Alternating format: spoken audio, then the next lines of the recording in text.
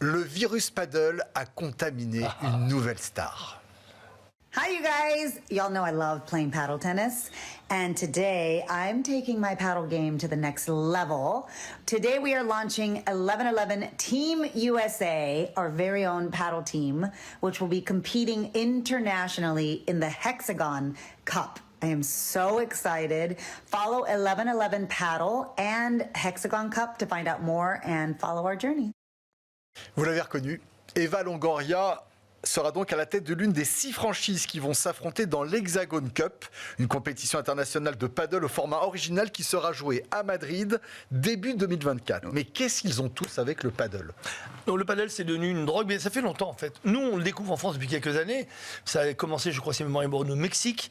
Ensuite, ça a été en Espagne, dans les pays plutôt latins, hispaniques. Donc, Eva Longoria, il y a quelque chose déjà de cohérent en termes d'association entre une marque, parce que le paddle c'est devenu une marque, c'est plus une discipline sportive, et une star qui est mannequin et comédienne en même temps. D'ailleurs, je fais une petite incise, Oui. le paddle est devenu propriété du Qatar, puisqu'ils ont réunifié les deux, le World Paddle Tour Donc, et le Premium Paddle Tour. Voilà, donc on en parlait tout à l'heure. Un bon mouvement stratégique, Un bon mouvement stratégique, donc maintenant il va falloir faire du paddle aussi au Qatar, ça va être extraordinaire, mais encore une fois, Eva Longoria, c'est un bon move parce qu'elle est connue pour ça. Elle poste sur ses réseaux, mais j'ai regardé, plein de vidéos d'elle en train de jouer, elle est pas mauvaise en plus, Ouais, mais enfin, et il faut le féminiser un peu parce que sincèrement, c'est mix, faut le je dire pense aux qu'elle gens. se tire la bourre avec son ancien mari Tony Parker. Elle a vu que Tony Parker investissait énormément dans le sport, à droite à gauche. C'est vrai Dans le que paddle également. dans le paddle, dans le basket, etc.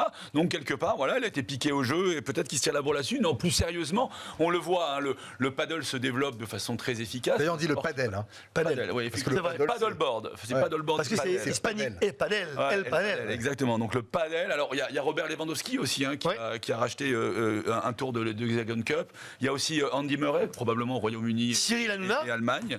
Non, qui joue, mais il n'a pas Lui, racheté il jouait. une franchise. Alors c'est intéressant parce que Eva Longoria dans ses petits business, elle a racheté 2 clubs. Elle a un club de foot qui s'appelle le Angel City Football Club. Et le deuxième, c'est du Pickleball. Ouais. C'est le, excusez-moi, Necaxa FC. Voilà. D'accord. Le pickleball, c'est une sorte de mini-tennis, un peu équivalent au paddle, mais sans les murs. Donc il y a de la suite dans les idées. Mais ce qui est très intéressant aussi, c'est que ce soit une femme, parce qu'on oublie de dire que le paddle, c'est un vrai sport mixte. Et qu'il y a de plus en plus de Mais c'est sa force. mixte, Mais c'est sa force. sa grande force. Et qu'on soit gamin ou un peu plus âgé, aujourd'hui on voit sur les terrains de paddle des gens qui y jouent filles-garçons contre filles-garçons. Je pense que c'est peut-être un avenir formidable, parce que ça, il y a peu de sports mixtes. Il y a le softball aux États-Unis, mais il y a très très peu de sports mixtes.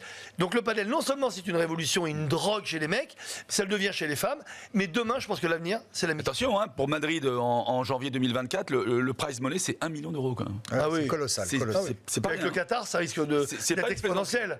Laissons-leur quelques semaines pour ça. Voilà pour le paddle.